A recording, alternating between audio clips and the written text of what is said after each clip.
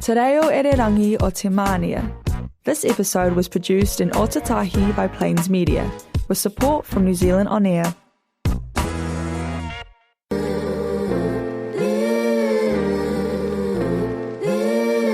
Hello and welcome to Voices Unhindered.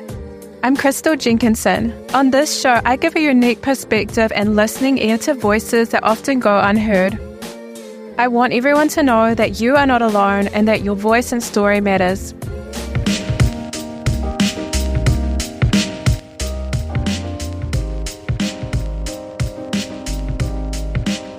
This week on Voices Unhindered, I speak with Ursula Kaey, a woman who was forced to grow up in her mid-teen years, leaving home at 16. We talk about her experience in journalism and the media industry and her search for identity.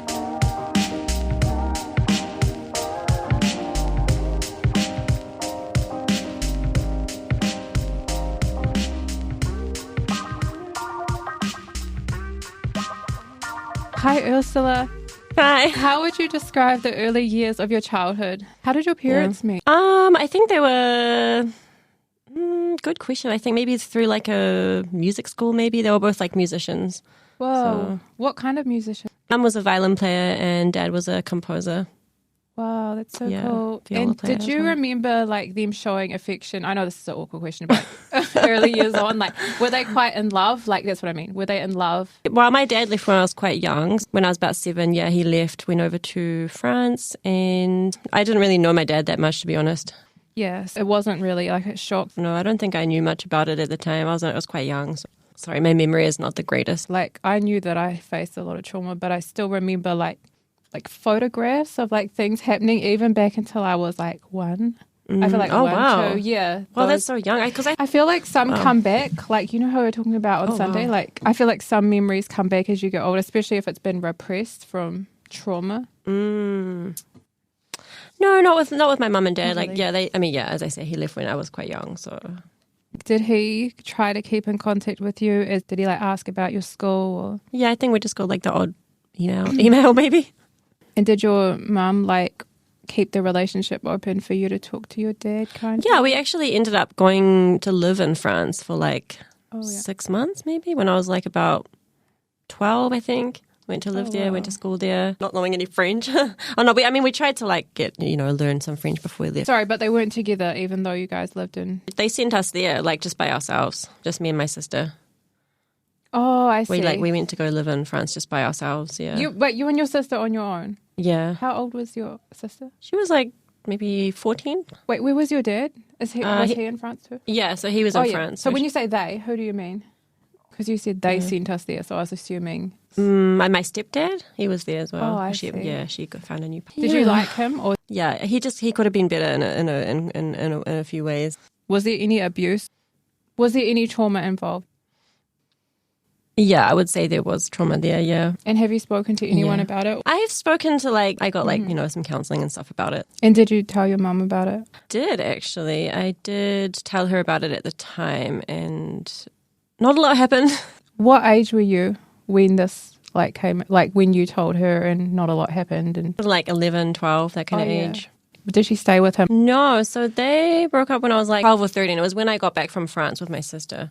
How was your relationship with her? Like, was she? Did you talk to her? I was pretty close with her growing up because we were like quite close in age. And how was your mum's next partner? I didn't really know. I wasn't really that close to him either because I left, I moved out of home when I was quite young. I think they got together when I was like maybe 14, and then I left left home when I was like maybe 16. So I didn't actually know him that well. I was kind of away from home a lot during that time as well. So, What do you mean away from home? So I would stay at friends' houses and Why did you want to be away from home? Did you not feel like it was a safe? No, I was quite independent, I guess. I was just doing my own thing, I guess. And did you feel like you had to be like that, or did you feel like you were? No, I kind of just wanted to be like that, I think. I just wanted to do my own thing, and you were allowed to? yeah, it was Like no really boundaries, kind of? Or No, less? not really. No. I could kind of come and go as I wanted, and quite a rebellious kind of teenager. I think I was quite a difficult teenager to parent, probably. And do you think that's part of the reason you were moved out? Yeah, definitely. Yeah. Definitely that was the reason, I think, because I was just I think my parents had just had enough of me, and they were just like, all right, if you want to be like that, then you can leave. And I was like, all right, sweet, bye. It's kind of like not the right solution. It wasn't really the right solution, to be honest, because looking back now, I can kind of see, that I can kind of see why I was being quite rebellious, which is like, I didn't really have a lot of like boundaries growing up. So therefore I kind of was allowed to like, drink, go to parties, do whatever I wanted, and I would get into trouble, and I would like have these like bad situations, and then I was like sexually assaulted when I was like 15 because of that, because I was like basically allowed to do whatever I wanted, and I kind of just like ended up like, I remember one night I kind of just ended up like sleeping at a party because I couldn't get home and I didn't really know who to call. So then because of that, I started like acting out and getting all rebellious, and then my parents didn't really know how to deal with that, so their answer was to like ask me to leave. Whereas I guess probably what I needed was to like, have a bit of support and love and understanding rather than just like the opposite. Like, nope, you can leave. Exactly. And you now looking back, you see your motives, like why you were like that. Like you said you were assaulted at 15, and like before that, was that the first experience of assault? Sexual assault, yeah, but not like violence. Did you experience that before that? So do you think kind of like part of the reason you were also rebellious was because of some of that? Good question. And you felt maybe kind of repressed it, and you kind of wanted to like, didn't know where to go, who to talk to about it. Yeah, probably. And with your mum, you kind of, I don't know, but you kind of give off the vibe that you couldn't really talk to her about stuff that you were going through. I mean, I've talked to her about it, and she's kind of said that, it was hard for her to leave, and it would have been hard for her to leave him. And around 12, that guy? Mm-hmm. Yeah. Yeah. Do you feel like you wished you got a better response from her? Oh, yeah, definitely. Yeah, that was been like a source of pain, ages. For a while, yeah. Feeling like I just didn't, I was kind of on my own. And you were basically. vulnerable, and yeah. And you felt like you needed protecting, and you felt like you didn't get that from I didn't really get that from anyone really, because my dad had left, Exactly. my stepdad was not great, my mum was not really looking out for me, so I was kind of just like, forced to grow up pretty quick, Devices, yeah. Basically, I learned quite young that I could only rely on myself, basically. And that's, it's been good, like growing up, like, like going through life like that, it's been good, because I do have this, I feel like I am quite strong, I can look after myself, and I'm like quite independent like that. Anything I want to get done, I know how to do it. I figure out how to do it, and I do it. But then what about trusting people? That's been a really hard thing for me to do. Yeah, definitely. Yeah. And did you trace it back to the time when you were younger and you kind of felt, like you weren't protected and things like that? Yeah, I think maybe also when I was younger, and also just the way in general that men treat women that I have found throughout my life. I don't want to like blow my own horn, but like, I was quite decent looking when I was younger, and I learned that actually that was I learned pretty quick that was not a good thing. Like, because of my body shape, I've got quite wide hips, and I've also got quite big boobs, and at the same time I've got like a small waist, so I've kind of got that hourglass kind of look. But like, I felt like it kind of was like a detriment to me. It wasn't like, but men basically put you in this box of like, she's a girl, just, rather than like, they don't look at you as like wife material or, oh yeah, she's like a But did you put yourself girl. in that? No. And no. How about your relationships? Did they kind of have a pattern of meeting like those kind of guys often? Subconsciously, I was kind of attracted to like guys with like commitment issues or like emotionally unavailable guys. And yeah, I guess looking back, I can kind of trace that back to the fact that, my dad left, and I guess I had some kind of like unresolved issue about that, so it kind of like played out in the rest of my life. And then like you said, guys like that kind of girl, not all guys are the same, and not all guys just want girls for that reason. It's your perception of, because of what you've experienced with seeing guys, that's why you put all these guys into a box. Like how you see people put you into a box, but like you're kind of doing it just when you see like all guys are like that. So like, because for me, like it's been the opposite. Like I grew up seeing, my mother abuse my dad. So I grew up with issues trusting women. And your mum abused your dad? Yeah, so she was violent. So like, so like the other way around kind of. So like when people stereotype and say that it's always the guy that's abusing the girl, abuse doesn't have a gender. Do it different ways. Like most women are obviously built stronger than guys, built smaller. But it comes into play with all the drugs and stuff. Like they can make your body quite things that are attracted to the drugs, like spirit. They can make you supernaturally strong. But my dad was okay. strong. So. Yeah. But yeah. Oh, wow, that's interesting. Yeah. Yes. The lust can work both ways. It's interesting, the way that whatever happens to us, we kind of end up, that's the lens that we kind of end up seeing the world through. It's kind of interesting how we get like that, And it's not true, but it's just how you see it. Figuring out lately is like, whatever you think and whatever you believe is kind of what you end up attracting. I think that's kind of... It's a spiritual law, like, whatever you believe, you attract. And what you believe about yourself is so important and powerful as well. It's more important than what anyone else thinks. Yeah, So, exactly. Wait, when you were 16, where did you go, like, straight after moving out of your home? I literally just found a flat. I just went on to, like, Trade Me and, like, found a flat to move into. Yeah, and then I had to, like, find a job to, like, support the flat. It was kind of, I kind of just ended up doing what we all do, but really young. Wow. Yeah. And did you ever feel insecure? Did you struggle with insecurity any of your life? Like, feeling like people were going to leave you, fearing like just because of what happened I remember a little bit of that when I was like a teenager. Yeah, kind of like worrying that like I'd have a boyfriend. I'd like worry that he was going to leave, or like he'd like come to visit me and go home, and I'd like worry that he was never going to come back or something.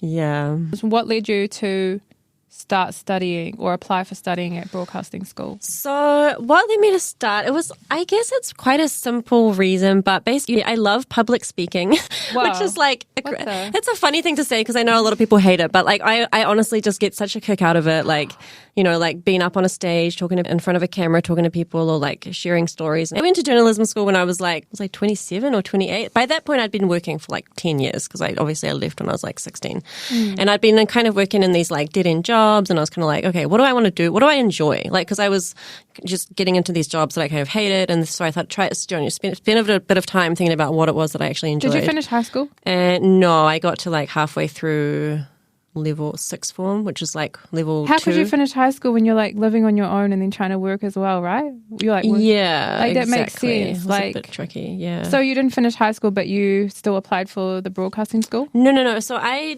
didn't like apply for broadcasting school until I was like I tried in my 20s. But sorry. So just going back to what I was saying. So pretty much, so what made me apply was because I started thinking about what I enjoyed, and I remembered how when I was a kid, I used to win all the speech competitions at school. Oh wow! Yeah, and so then from there, I was like, maybe I should do something that's like, I don't know, around talking or public speaking, or then I thought, journalism, because I was like, maybe I could, like a TV journalist or something like that. That would be fun. So I couldn't actually get into journalism school. I tried 3 times, and then before I finally got in. What about the qualifications? Like, how did you make up? How they want you to finish high school? Somehow I got level 2. Cool. I didn't get level 3, but somehow I got level 2. I guess I just left right at the right time somehow. I don't even know how I got it, honestly. Yeah, I just lost interest in it. I wasn't like I had to drop out. I just didn't see the point of it. I was like, I'm never going to use this. Like, why am I learning this? Why am I even here? Like, I was kind of like that. So I just didn't go. I was just like, this is literally pointless. I'm out of here. So, okay, bye guys. See you later. Good luck. So I tried to get into the broadcasting school. Couldn't get in. Yeah, finally got in on the 3rd go. 3 years of trying. They called me up and they're like, we're a bit short on numbers this year. We're just wondering if you're still interested. I was like, okay, yeah. And this was before you had your children, eh? Yeah. So Quite a bit so the before. second, so that they called me up and I was like, no, sorry. Because at the time I was like pregnant and I was like, it was not going to work, eh? So then, the next year I tried Sahara. And was she like in school. care? Like while you were, Yeah, she was at the preschool when I was studying. And what about the hours, like when she was in school? Was it like hard to like navigate the... So I was a single mum that time. And honestly, like... I found a whole new level of motivation from being a single mum. It was hard, just living on my own. And I was in Christchurch too. Like, I'm from Auckland and I had to like move to Christchurch. I didn't really know anyone. Had this like, she was like about 2 maybe. I've pretty much like brought my kids up on my own, I would say, more or less. Like, there's been a couple of stints of him. We lived together. Let me go back to broadcasting school. Were there any cool experiences or like weird experiences you had at the broadcasting school? Like unique, sorry. So I worked my butt off, honestly. Like, I was so excited to finally get into the journalism school, and I worked my ass off. The craziest thing for me when I think back to my time at the broadcasting school was that I finished my studies so I got the Ross Stevens Award. the end of my second year, which is basically awarded to the student who they consider to be the top student of the first year. And I was awarded that at the end of the second year. But then the crazy thing is that I was not offered a single internship at the end of my time. So for those who are out there, I don't know. So basically the way that it works is that you study at the broadcasting school for 2 years, and then you have to do like a 6-month internship placement. And so they kind of bring in all of these industry leaders, and then you get offers from any news organization that's interested in you. Despite having been the top student and despite having won that award at the end of the second year, I was not offered a single internship placement from anywhere. Do you think that was kind of a change in teachers? Like, because you said the first teacher was different, they offered you the award and then the other one came in after?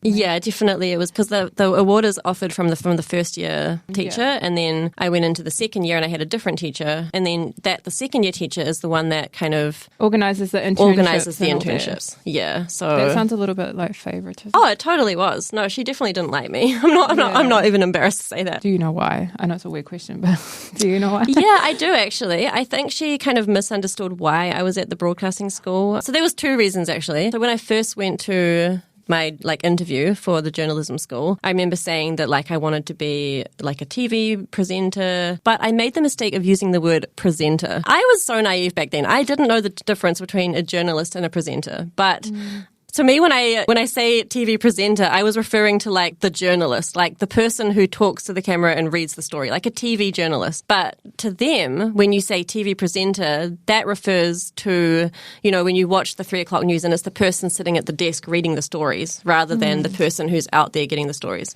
So she kind of got the impression that I was just there to basically be a talking head or be famous or, something along those lines rather than just wanting to be a journalist. So from that point, she basically just decided she didn't like me, and it was kind of no matter what I did, I was just not the right person.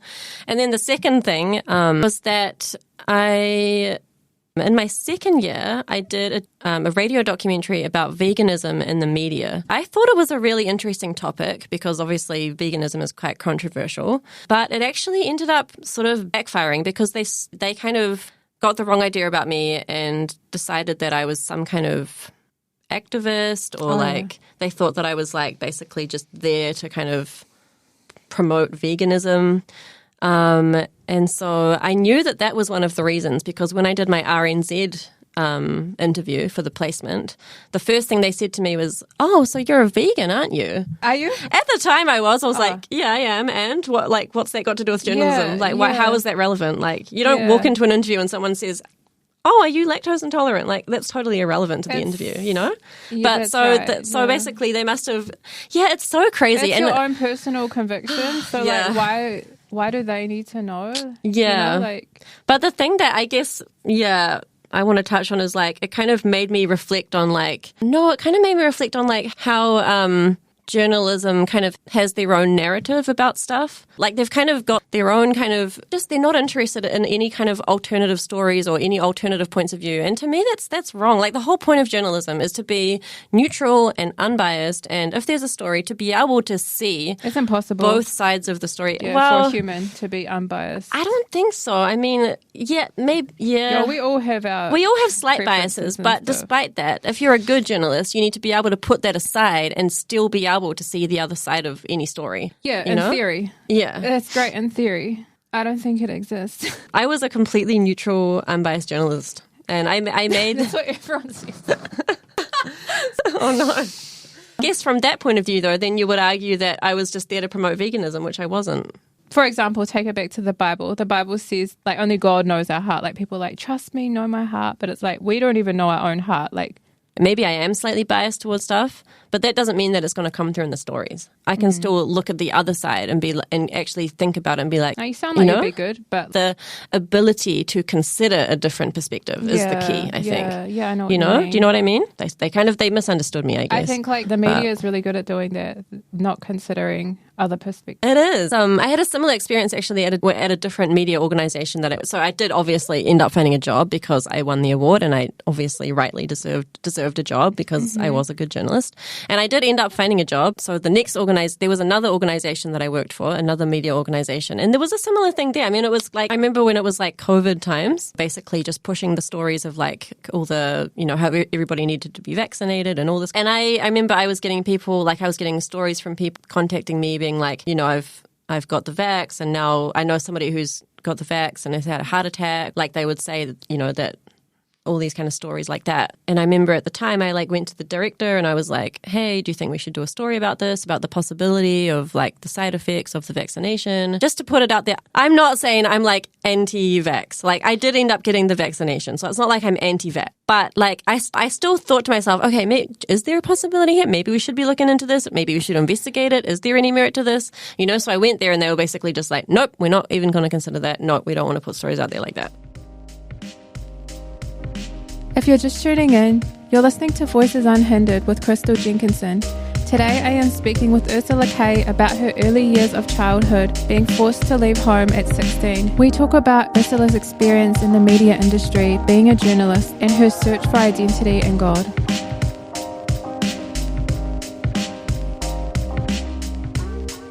Throw it under the rug, yeah. They just kind of push it under the rug. So it's kind of, it is interesting. Like, that says a lot more than you think it says. I was frustrated. That was one of my main frustrations about journalism. Like I would find a good story about something. This happened to me like 3-4 times. I would find like a good story about something that I thought needed to be out there, and then I would take it to the editor or the director, and they would basically just say, "Oh, sorry, I don't think that's the type of story that our audience would be interested in." Well, it should be out there, like, why are we hiding this? And how did that make you feel? Like, it made me feel like, why am I here? Like who am I working for? Who am I working for? Like, I'm just like, the stories I'm putting out there are just like at the discretion of the editor. Like, shouldn't we be putting stories out there? Like, I mean, who are they to say who their audience is for? Like, if they're trying to have a national brand that's going out to, 3 or 4 million people, then there is. Mm-hmm. It's not everybody thinks the same. Like, there will be someone out there who's interested in the story. Exactly.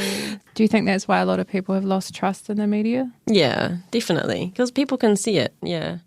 Funny, like, I've heard a lot of people saying that, it's because it's funded by the government, so therefore, I don't think that that's the case, honestly. I think that that's actually a good thing from my perspective, because I feel like if the government are funding journalism, then that shows that they value it, and it shows that there's other countries in the world that don't do that. And it's a tough one. But I can see how other people think, because they're like, it means they're not independent. It means they're. But I mean, when I was we didn't have any like politicians calling me up and being like, hey, don't do a story about this. Or they should be separate entities, like in my brain. Because like in like not bad countries, but countries where journalists are like persecuted, it's usually the government that persecutes them. So it's like when they're together, like it makes me feel like it could be good. I totally understand that. Like, I guess it just looks bad. Right, even though it looks bad. Even though it could be a good thing, it's like people still just feel like it's a bad thing. Yeah. I guess there's risks and benefits to both. Yeah, there's risks and benefits to both, yeah. Well, especially when like something comes up like COVID or something, like that's definitely a time that it makes it awkward.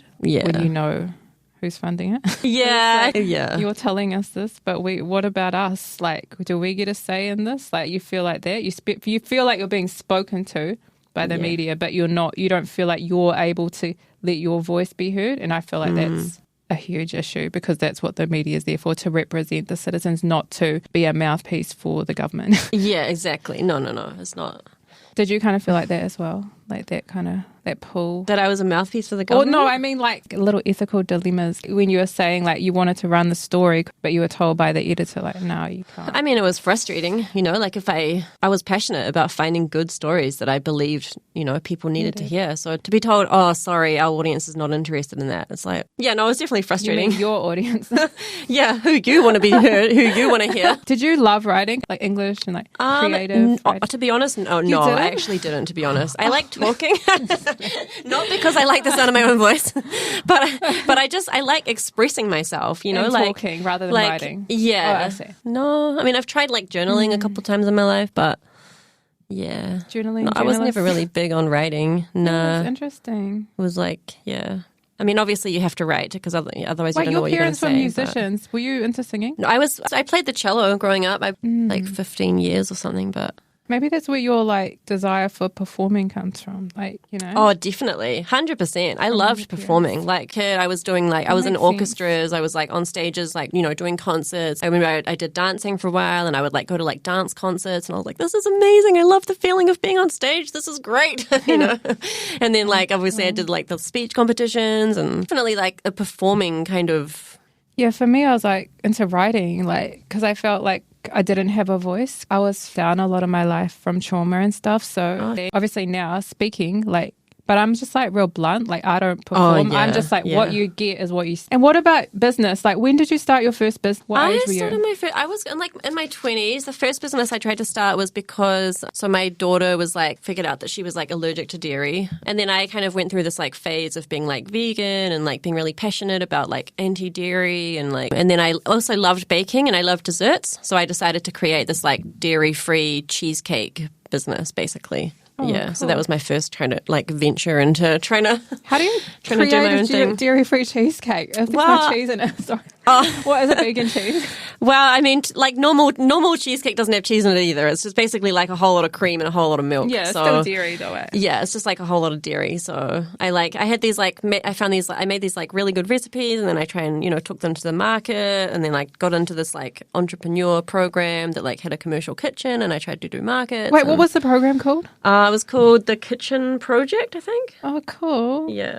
Yeah, no, it was good learning experience. And then I tried to start another business, which was like... And what happened to your cheesecake business? It was like, I loved it. I was doing really popular at the markets, but to be honest, it just like got a bit stressful, like, because it got really popular, and then it was like, and it was just me. And it didn't occur to me, I should just like start hiring people. But at the time I was like, oh my God, this is so stressful, because it was like really popular. And then it was like, I had to make more and more and more food. And it was like, and then I found myself, the day before the market having to cook up like 5 batches of cookies and 3 cakes and all this like food. And looking I was just back, like, do you wish you would have employed people? Yeah, definitely. I should have just started employing people, I think.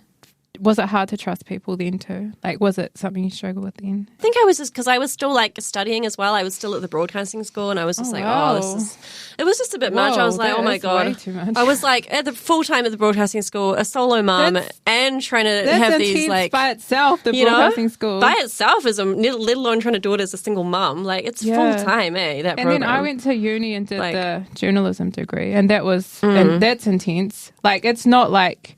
I've seen, like, I went to see the broadcasting school when I applied, which was back in 2014, I think. But it did look intense, and I was like, this is not really my vibe. And then when I went through the uni, I was like, because we did a lot of writing, and we just, like, sent it to, like, news organisations, and they'd choose to publish it or not. And we did a placement, like, 2 weeks at the end of the year, I think. And we'd go to work at a news organisation. But most of it we learned was writing. A bit of radio. We went into the radio station over there and did radio, and but not too much video. But yeah.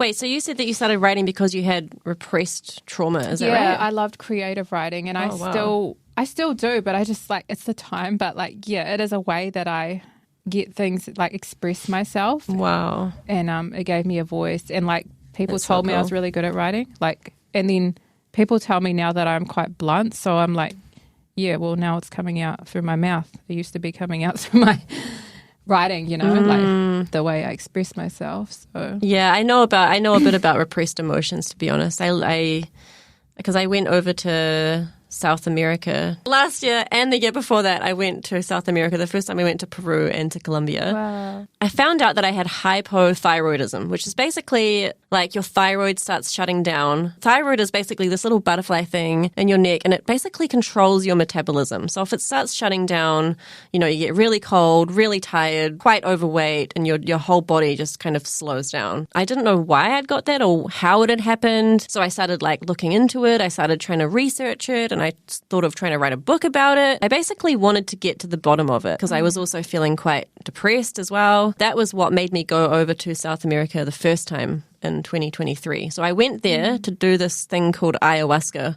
which is like a plant medicine, like a psychedelic plant medicine.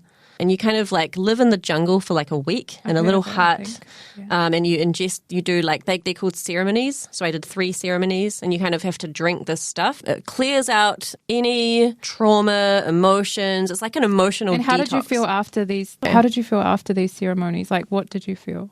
Afterwards, I felt great, honestly. I felt amazing. I can honestly say that it changed my life. I felt like a new person afterwards. What I figured out on the second ceremony was that I think I had a lot of like repressed emotions. It affects different people in different ways. Like quite a common one is it makes you vomit a lot. How did you find out about it? Like, I actually had a dream about it, that it came to me in a dream that I was like, I just saw it like across my mind. It said ayahuasca. And I had this dream of myself like walking up a hill, and I saw this guy in like a plain kind of like this kind of coat, and he was like had this pipe, and I was like, what is this stuff? So then I woke up and I was like started like looking into it. Is it like a drug kind of thing? Yeah, I wouldn't say drug because that kind of has like a negative connotation, but it's definitely like I guess you could say I would use the word medicine. Like that's kind of how they describe it. It's like it's a psychedelic. Is it used in pharmaceuticals? Like, no, it's illegal in New Zealand. Yeah, wow. Yeah. And you went back twice for this ceremony, is that correct? Yeah, I went back twice. I went back the next year as well. So it makes a lot of people vomit. For me, it just made me like cry and cry and cry. Like it just had so much. It was like all this emotion was just finally coming out because I hadn't been able to cry for a long time, you know. And then finally, I was just kind of. And did you do anything like praying, or like was there any spiritual aspects to it? The first time that I went to South America, it came to me while I was there, like because it makes you just have like visions about stuff, and you get really clear. Like it gives you incredible clarity about like your life and what you need to be doing. I wasn't going to say like peace, sorry. Yeah, well, it came to me while I was in the ceremony. I was like, I need to go back to church. Like it actually came to me. I was like, I need to go back to church. I finally realized. First time I went to church, I was like maybe 15. I got introduced to it. And I'd kind of been going like on and off throughout my life. I kind of went away from it because long story short, but being a single mom, I had a lot of like anger towards God about that for some reason. Like I felt like, why did he let that happen to me? Like I just, I know the whole free will thing. And yes, I did that to myself and I understand that. But like at the time I was like, why did you bring this person into my life that was going to hurt me? And why did you let me get pregnant? And why did you, create those circumstances? And why did he leave? And why did you allow him to, like, I was just angry. Even though he didn't do any of it. And then when I was in the ayahuasca, it was like, you need to go back to church. And then when I came back, I started going So that back dream to church you had, do you stuff. think it could have been from the demonic realm? No, then no way. That's like a lot of people who take ayahuasca. It's quite common that you hear them say that you get the call for like ayahuasca will call to you and like reach out to you, and that's how you know that you're ready because it will like. Have you renounced it? Come out of agreement with you? That's not the devil's work. That's God's work. That made me closer to God than ever going to do ayahuasca. The second time that I did ayahuasca, that's how I knew that God was on my side, because the second time that I did it, I felt like I actually didn't know if I would make it out alive. I actually questioned, am I going to live through this? Like I thought I might die because I couldn't could feel my heart racing so hard, and I was like finding it hard to breathe, and I was just like, and I felt, so how do you know I felt it was God God's that called presence. You? God didn't call me to do ayahuasca. Ayahuasca called me.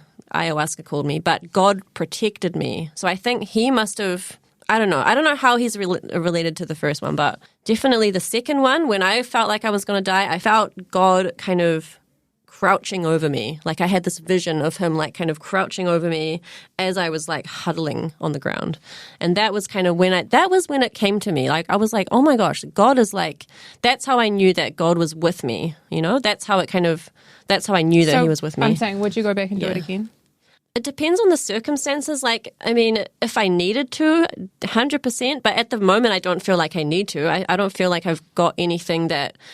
What I'm asking is, do you think that he wanted you to go there and do that? Are you 100% sure that that's what God told you to do? I don't think it was from God. I think it was ayahuasca that called... It's considered its own spirit. Like, it is a spirit in itself. So it is a spirit. But not a demonic spirit. It's like a good spirit. Any spirit that's not from the Holy Spirit is from the demonic realm.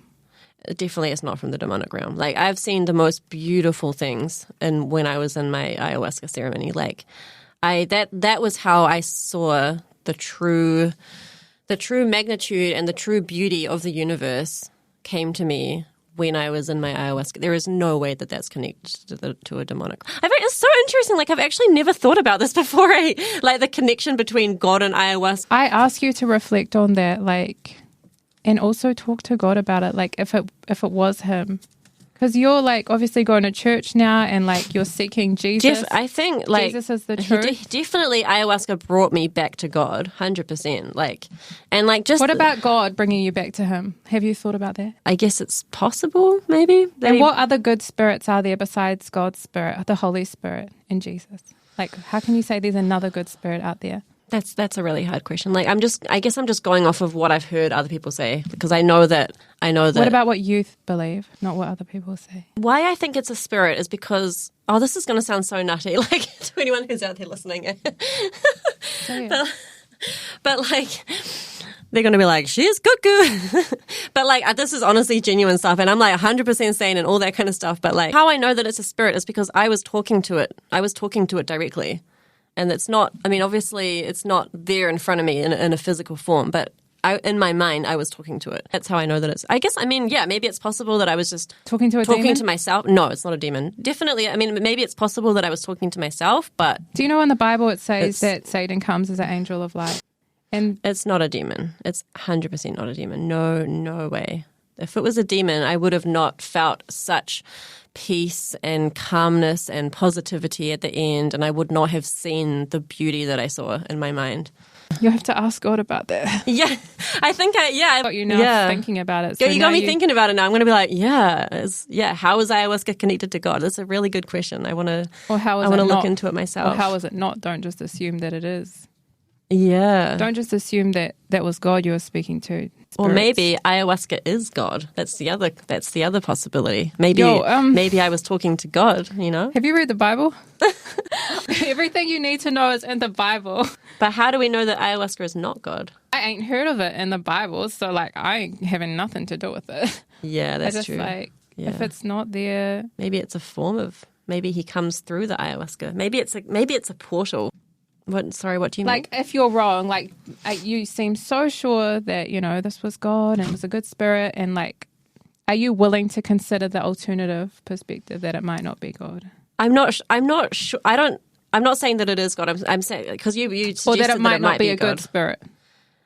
I don't think it's possible that it's not a good spirit. Definitely it is a good spirit. Was it the spirit of Jesus? Or maybe it's, look, I don't know. I'm just saying my experience. It could be that I spoke to it directly. That I know for sure. Whether or not it's a spirit, I don't know. Whether or not it's God, I don't know. So before definitely it's not a demon though. I'll rule that one out. So before you had your first ceremony, it called you there. Is that correct? How I know that it's not a demon is like, it's been such, like, I cannot even put into words how much positive transformation has come out of that. If that was a demon or some demonic spirit, to me that's like laughable, because look how much has changed. Look, good has changed. Like, I have overcome like a lot of trauma thanks to that ayahuasca. What about God?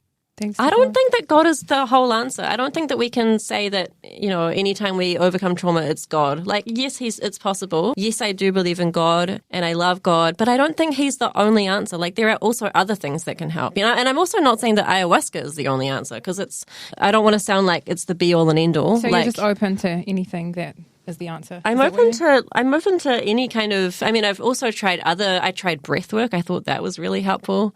Yeah, so how did becoming a mother change your perspective on being a mother? How do you do things different for your children than Yeah, definitely life-changing. It's been hands down the hardest thing I've ever done in my life. It's so underestimated, eh? Wow. Definitely it's been the hardest thing I've ever done. And I've learned a lot as well. I've learned so much from being a mum, about myself, about parenting, and about a lot of things actually, about time, about grief. Yeah, I've learned a lot actually from being a mum. Wow, it's just, it's been really a big learning curve, to be honest. It's real. To be honest, it's really helped me with my self-care, being emotionally and mentally healthy, to look after them. Because once I, there was a while last year that my kids went to go live with my parents, because I actually just was so burnt out and that I just couldn't even look after them anymore. So coming back to God has been really helpful, because it's given me given me like hope. And it's like, you know, even just praying is such a helpful thing to do, you know, even just to like speak out loud, you know, what you want, and to just put into words like your, you know, things that you want to say. And yeah, it's been really quite important. And it's good to like see my kids growing up with that, like, because I didn't grow up in a Christian family. I didn't grow up going to church or anything like that. I didn't even know about church till I was like 15 or 16 because my friend went there and I kind of tagged along. But also I don't want to like force it on them. I don't want them to be like, you have to go to church, because that's not what it's about. Like I want them to grow up knowing how good it is for them, and like knowing that like it's a fun place to go, and that when everything else goes wrong, you've still got God. And I've said that to them before. I'm like, just remember that when you don't have anyone else, when you don't have anything else, what's left is God. You know, so I just want them to grow up just knowing like the love of God.